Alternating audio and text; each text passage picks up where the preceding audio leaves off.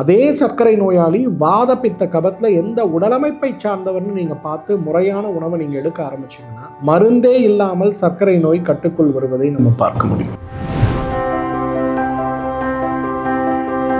கோடை காலத்தில் நீங்கள் என்ன உணவு சாப்பிட்டாலும் சாப்பிட முடியுமான்னு கேட்டிங்கன்னா உங்களால் முடியவே முடியும். ஆனால் பழச்சாறுகளோ தண்ணீரோ மோரோ கொடுத்தா நம்மளால் சாப்பிட முடியும். ஆனால் தண்ணீரும் மோரும் பழச்சாறும் நம்முடைய ஆரோக்கியத்தை மேம்படுத்துமாங்கன்னா அது ஒரு கேள்விக்குறியாகும். அப்போ அடுத்த கேள்வி வரும், வீட்டில் 4 பேர் இருக்கோம் சார், 4 பேரும் ஒவ்வொரு உடம்புக்காரங்க, அப்போ 4 வகையான உணவாக நான் சமைக்க முடியும்? அப்படி இல்லை. சேனைக்கிழங்கு வறுக்கும் போது கூட என்ன பண்ணுவாங்கன்னா, பித்த உடம்புக்காரங்க வீட்டில் யாராவது இருக்காங்கன்னா சேனைக்கிழங்கு வறுத்தா அரிப்பு வரும், அலர்ஜி வரும்.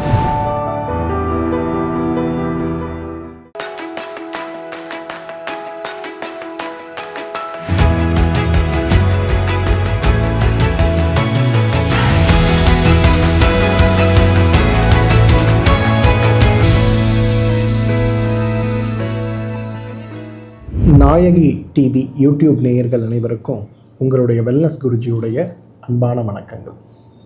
என்ன உணவு சாப்பிட்டா நல்லது அப்படிங்கிற ஒரு கேள்வி நம்ம மனதில் வரக்கூடிய கேள்வி. ஒரு யூடியூப்பை பார்த்தா அரிசி நல்லதுன்னு சொல்கிறாங்க, ஒன்றை பார்த்தா கோதுமை நல்லதுங்கிறாங்க. இன்னொருத்தர் வெளிநாட்டிலேருந்து பேசுகிறாரு, ஐயோ வெள்ளையாக இருக்கக்கூடிய எந்த உணவையும் சாப்பிடாதீங்க, பழுப்பு நிறமாக மஞ்சள் நிறமாக இருக்கக்கூடிய உணவுகளை சாப்பிடுங்கன்னு சொல்கிறாங்க. திடீர்னு ஒரு ஆய்வு கட்டுரை சொல்கிறாங்க ஓட்ஸ் ரொம்ப நல்லதுன்னு. நம்ம ஊரில் இருக்கக்கூடிய சித்த மருத்துவர்களும் ஆயுர்வேத மருத்துவர்களும் ஓட்ஸ் ரொம்ப கெட்டது, நம்ம தொடவே கூடாதுன்னு சொல்கிறாங்க. அப்போ நான் என்னதான் சாப்பிட்றது அப்படிங்கிற ஒரு கேள்வி நம்ம மனதில் வருது இல்லையா? முதல்ல உணவு அப்படிங்கிறது நம்மளாம் இன்னைக்கு ஒரு ஸ்டாண்டர்ட் ஃபார்மேட்குள்ளே போயிடும். என்ன காரணம்னா, சில காய்கறிகளும் சில பழங்களும் ஒரு 50 வருஷத்துக்கு முன்னாடி அந்த சீசன்ல மட்டும் கிடைக்கக்கூடியதா இருந்தது. இயற்கை எவ்வளவு அபரிதமான ஒரு வரத்தை நமக்கு கொடுத்திருக்கு தெரியுமா? ஒவ்வொரு காலநிலை மாற்றத்திலும் நம்ம உடம்புக்கு என்ன சத்துக்கள் தேவையோ அதை இயற்கை ஒரு உணவாக நமக்கு கொடுப்பதை வழக்கமாக வைத்திருக்கிறத பார்க்க. உதாரணத்துக்கு பார்த்தீங்கன்னா, கோடை காலத்தில் நீங்கள் என்ன உணவு சாப்பிட்டாலும் சாப்பிட முடியுமான்னு கேட்டிங்கன்னா உங்களால் முடியவே முடியும். கோடை காலத்தில் நம்ம ரொம்ப கஷ்டப்படுறோம், சாப்பாடை பார்த்தாலே நமக்கு பிடிக்காது. ஆனால் பழச்சாறுகளோ தண்ணீரோ மோரோ கொடுத்தா நம்மளால் சாப்பிட முடியும். ஆனால் தண்ணீரும் மோரும் பழச்சாறும் நம்முடைய ஆரோக்கியத்தை மேம்படுத்துமாங்கன்னா அது ஒரு கேள்விக்குறியாகிறது. அப்போ இறைவனும் இயற்கையும் நமக்கு என்ன பண்ணுறாங்க?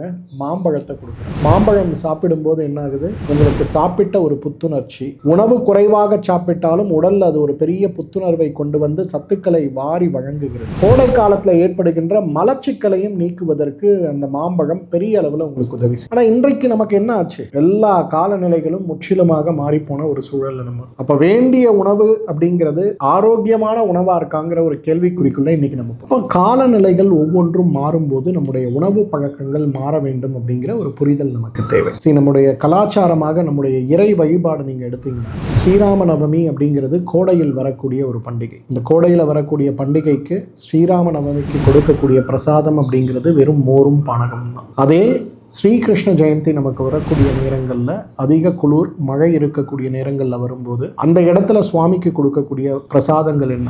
வெறும் எண்ணெய் பலகாரங்களும் இனிப்பு உணவுகளும். ஒரே இறைவன் தான். ஆனாலும் ஏன் காலநிலை மாற்றங்களின் போது பிரசாதங்கள் மாறுகிறது அப்படின்னு பார்த்தோம்னா, அந்த நேரங்களில் நம்முடைய ஆரோக்கியத்திற்கு என்ன தேவையோ அதைத்தான் கலாச்சாரமாக பிரசாதமாக நம்ம கொடுத்துட்டு இருக்கோம். அந்த அளவுக்கு நம்முடைய ஆயுர்வேதமும் நம்முடைய கலாச்சாரமும் ஆரோக்கியத்தை மையப்படுத்தி இருந்த ஒரு வழிமுறையாக இருந்ததாலோ என்னவோ நோய்வாய்ப்படுதலும் நோயினால் ஏற்படுகின்ற உயிரிழப்புகளும் ஆரோக்கிய இழப்புகளும் ரொம்ப குறைவாகத்தான் அந்த காலத்தில் இருந்திருக்கு. அதே போல கலாச்சார ரீதியாக நம்முடைய உணவு முறைகள் பார்த்தாலும் இருவேளை உணவும் தான் நிறைய வீடுகள்ல இருக்கும். 3வது வேளை உணவெல்லாம் இருக்காது. காலை அலுவலகம் கிளம்புவதற்கு முன்பு உணவு, சோறு, கீரை, அவியல், மசியல், துவையல், பொரியல், வறுவல் என்ன இருக்குமோ எல்லாமே இருக்கும் காலையில். மதியானம்லாம் வீட்டில் யாருக்கும் சாப்பாடே கிடையாது. காலையில் போவாங்க, மதியானம் தேவைன்னா ஒரு பழம் சாப்பிடுவாங்க, இல்லை ஒரு கிளாஸ் மோர். அதோட சாயந்தரம் 5 மணி 5:30 மணிக்கு அலுவலகம் முடிச்சு வேலை முடிச்சு வயல் வரப்புகள்ல இருந்து வந்த பிறகு ஒரு குளியல் போட்ட பிறகு நல்ல ஒரு பெரிய உணவு, அதை முடிச்சுட்டு 8 மணிக்கெல்லாம் தூங்கிடுவாங்க. காலையில் 3-4 மணிக்கெல்லாம் எழுந்துருவாங்க. இந்த கலாச்சாரங்கள்லாம் மாறும்போது, உணவு முறை மாறும்போது தான் நோய் ஏற்படும். அப்போ என்ன உணவு சாப்பிடலாம்? பொதுவாகவே நம்ம உடம்பை நம்ம 3ஆக பிரிக்கிறோம்.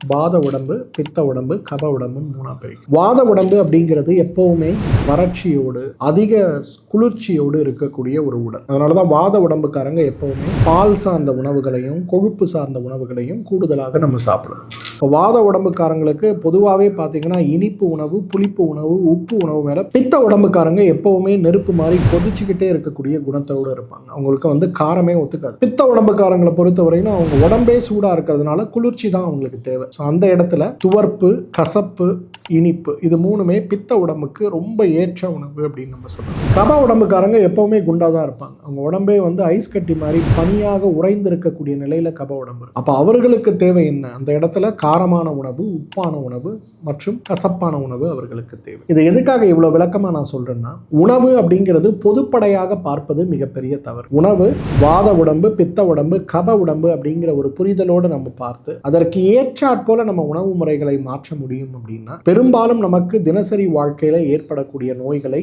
தடுப்பதற்கு ஒரு மிகப்பெரிய வாய்ப்பு உண்டு. அப்ப அடுத்த கேள்வி வரும், வீட்டில் 4 பேர் இருக்கோம் சார், 4 பேரும் ஒவ்வொரு உடம்புக்காரங்க, அப்ப 4 வகையான உணவா நான் சமைக்க முடியும்? அப்படி இல்லை. இப்போ ஒரு கப உடம்புக்காரங்க இருக்காங்க, அவங்களுக்கு நீங்க சப்பாத்தி கொடுத்தீங்கன்னா அவங்களுக்கு ரொம்ப மகிழ்ச்சி, அவங்க உடம்புக்கு ரொம்ப மகிழ்ச்சி, அவங்க ரொம்ப ஹெல்த்தியா இருப்பாங்க. அதே சப்பாத்தியை கொண்டு வந்து பித்த உடம்புக்காரங்களுக்கு கொடுத்தீங்கன்னா அவங்களுக்கு அடுத்த நாள் காலையில் 6 முறை 7 முறை வயிற்றால போக ஆரம்பிக்கும். அதே சப்பாத்தியை கொண்டு வந்து வாத உடம்புக்காரங்களுக்கு கொடுத்தீங்கன்னா ஏற்கனவே வாத உடம்புக்காரங்க மோஷன் போக மாட்டாங்க, மலச்சிக்கல். சப்பாத்தியை கொடுத்தீங்கன்னா மொத்தமாக முடிஞ்சுது, அன்னைக்கு இல்லை அடுத்த 3 நாளைக்கு அவங்களுக்கு மலமே கழிக்கும். அப்போ ஒரு கோதுமை உணவுன்னு சொல்லக்கூடிய உணவு கப உடம்புக்காரங்களுக்கு அது சப்பாத்தி சிறந்த உணவு, பித்த உடம்புக்காரங்களுக்கும் வாத உடம்புக்காரங்களுக்கும் அது ஒத்துக்கொள்ளாத உணவு. அப்போ இன்னைக்கு நம்மளோட கலாச்சாரம் எப்படி மாறி இருக்கு அப்படின்னா, நம்மளோட உடம்போடைய தன்மையை நம்ம புரிஞ்சிக்காம இருக்கிறதுனால தான் இந்த குழப்பங்கள் வருது. ஆனால் பித்த உடம்புக்காரங்களுக்கு கோதுமை தோசையாகவோ அல்லது கோதுமை ரவை உப்புமாவாக கொடுத்தாலோ, வாத உடம்புக்காரங்களுக்கு கோதுமை தோசையாகவோ உப்புமாவாகவோ கொடுத்தாலோ எந்த பிரச்சனையும் வராது. அப்போ நம்ம என்ன பண்ணணும்? சப்பாத்தி செய்வதற்கு பதிலாக வீட்டில் இருக்கக்கூடிய வாதம், பித்தம், கபம் சார்ந்த உடம்புக்காரங்களுக்கு கோதுமை ரவையில் செய்யக்கூடிய காய்கறிகள் நிறைய சேர்த்த உப்புமாவை சாப்பிட்டாங்கன்னா அந்த 3 உடம்புக்காரர்களுக்கும் எந்த விதமான சிரமமும் ஏற்படாது. இதுதான் நம்ம புரிஞ்சுக்கிற விஷயம். அந்த காலத்தில் வீட்டில் பாட்டிங்க இருப்பாங்க. அந்த பாட்டிங்களுக்கு ரொம்ப நல்லா தெரியும் யாருக்கு எது நல்லது எது கெட்டதுன்னு. புளிக்குழம்பு வைக்கும் போது கூட, சேனைக்கிழங்கு வறுக்கும் போது கூட என்ன பண்ணுவாங்கன்னா, பித்த உடம்புக்காரங்க வீட்டில் யாராவது இருக்காங்கன்னா சேனைக்கிழங்கு வறுத்தா அரிப்பு வரும், அலர்ஜி வரும். அப்போ பாட்டிங்க என்ன பண்ணுவாங்கன்னா அதில் புளியும் மஞ்சளும் சேர்த்து கரைச்சி சேனைக்கிழங்கை வெயிலில் வச்சு ஊற வச்சு பிறகு அதை எடுத்து சமையல் பண்ணுவாங்க. அப்போ பார்த்தீங்கன்னா உங்களுக்கு அந்த அரிப்பு ஏற்படாது. இன்றைக்கு கலாச்சாரம் மாறி போனதுனால இன்றைக்கு பாட்டிகளாக இருப்பவங்க நல்லாவே சமைக்கிறாங்க. அம்மாக்களாக இருக்கிறவங்களும் இப்போ அம்மாக்கள் ஆகக்கூடிய வயதில் இருக்கவங்களுக்கும் சமையலை பற்றியும் சமையலுடைய நுணுக்கங்களை பற்றியும் இந்த உணவுகள் எப்படி உடம்புல வாதத்தையும் பித்தத்தையும் கபத்தையும் இன்ஃப்ளூயன்ஸ் பண்ணுது அப்படிங்கிறத பற்றியும் பெரிய ஒரு நாலேஜ் இல்லாததுனால தான் இன்றைக்கு குடும்பத்துடைய உணவு முறைகளும் குழந்தைகளுடைய ஆரோக்கியமும் பெரிய அளவில் மாறுபட்டு கிடக்கிறத பார்க்கணும். வீட்டில் ஒரு சக்கரை நோயாளி இருக்காரு, அவர் வந்து அரிசி உணவு சாப்பிடக்கூடாது, மற்ற உணவுகள் தான் சாப்பிடணும் அப்படின்னு மருத்துவர்கள் சொல்றோம். ஆனா வெறும் கோதுமை உணவுகளை மட்டும் சாப்பிடும்போது அந்த வீட்டில் இருக்க சக்கரை நோயாளியோட சக்கரை குறைதான் கேட்டா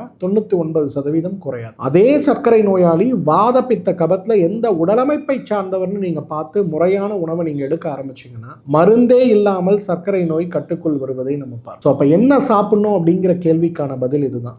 முதல்ல நம்ம உடம்பு என்னங்கிறத புரியும். இப்போ வீட்டில் 4 பேர் இருக்கோன்னா அந்த காலத்துலலாம் அந்த ஃபேமிலி ஃபிசிஷியன் அப்படிங்கிற ஒரு கான்செப்ட் என்னோட தாத்தாக்கு பார்த்துருப்பாங்க, என்னோட பாட்டிக்கு பார்த்துருப்பாங்க, அவங்க தான் எங்கள் அம்மாக்கும் அப்பாவுக்கும் இருப்பாங்க, அடுத்த தலைமுறை நாங்கள் போகும்போது அவங்க இருப்பாங்க. அப்போ அவங்களுக்கு தெரியும், ஐயோ அவங்க இந்த குடும்பத்தில் இவங்களுக்கு சல்ஃபா அலர்ஜி இருக்குது, இந்த குடும்பத்தில் இருக்கவங்களுக்கு வாத நோய் இருக்குது, பித்த நோய் இருக்குன்னு வரும்போது அதை பொறுத்து அவங்க என்ன வேணுங்கிறத உணவு முறைகள்லாம் எழுதி கொடுப்பாங்க. இப்போ ஒன்றும் கெட்டு போகல. உங்கள் வீடு பக்கத்தே எல்லா ஊர்லேயும் ஆயுர்வேத மருத்துவரோ சித்த மருத்துவரோ யோகா மருத்துவரோ யாராவது ஒருத்தர் இருப்பாங்க. குடும்பத்தோடு போய் அவங்கள சந்திங்க. சார் என் உடம்பு இது, என்னோட மனைவிக்கு இப்படி இருக்காங்க, குழந்தைக்கு இந்த உடம்பு இருக்குது, அப்போ நாங்கள் 3 பேரும் இருக்கோம், அப்போ என்ன செஞ்சு எங்கள் உடம்பு இன்னும் ஆரோக்கியமாக உணவு மேலே வச்சுக்க முடியும்னு உணவு பட்டியல் தனி குடும்பத்திற்கென்று தயார் செஞ்சு அதில் கோதுமை உணவு வரலாம், கம்பு வரலாம், கேழ்வரகு வரலாம், திணை உணவுகள் வரலாம், சிம்பிளிஃபைடு டயட்டை எப்படி ஃபாலோ பண்ணோம் அப்படிங்கிற ஒரு ப்ராசஸை லேர்ன் பண்ண முடியுமான்னு பாருங்க. ஒரு மாடர்ன் நியூட்ரிஷன் டயட்டீஷியன் கொடுக்கக்கூடிய உணவுக்கும் ஒரு ஆயுர்வேத மருத்துவரோ சித்த மருத்துவரோ கொடுக்கக்கூடிய உணவுக்கும் அவ்வளவு வித்தியாசம். ஒரு மாடர்ன் டயட்டீஷியன் கொடுக்கக்கூடிய உணவுல உங்களோட வயசு, உங்களுக்கு தேவையான நியூட்ரிஷனல் ரெக்குவயர்மெண்ட்ஸ் அவ்வளவுதான், அதுக்கு மேல அங்க ஒண்ணுமே கிடையாது. ஆனா ஒரு இயற்கை மருத்துவரை பார்த்து நீங்கள் செலக்ட் பண்ணக்கூடிய உணவு பட்டியல் முழுக்க முழுக்க உங்கள் குடும்பத்திற்கானது. அப்ப அந்த வழிமுறையின்படி நீங்க உணவை ஃபாலோ பண்ணீங்கன்னா இந்த உணவே மருந்துங்கிற மாதிரி ஆரோக்கியமாக இருக்க முடியும். எல்லாருக்கும் மாம்பழம் நல்லது, எல்லாருக்கும் ஆப்பிள் நல்லது, எல்லாருக்கும் ஆரஞ்சு பழம் நல்லது கிடையாது. நம்ம உடம்புக்கு என்ன நல்லது, நம் குடும்பத்தில் இருப்பவர்கள் எந்த உடலமைப்பை சார்ந்தவர்கள், அவர்களுக்கு என்ன நம்ம காமனா என்ன மாதிரி ஒரு டயட் புரோட்டோகால் இருந்தால் நம்ம எல்லாம் ஹெல்த்தியா இருக்கலாம், ஹாப்பியா இருக்கலாங்கிறத புரிஞ்சுட்டு அதுக்கு ஏற்றாற் போல நம்ம உணவு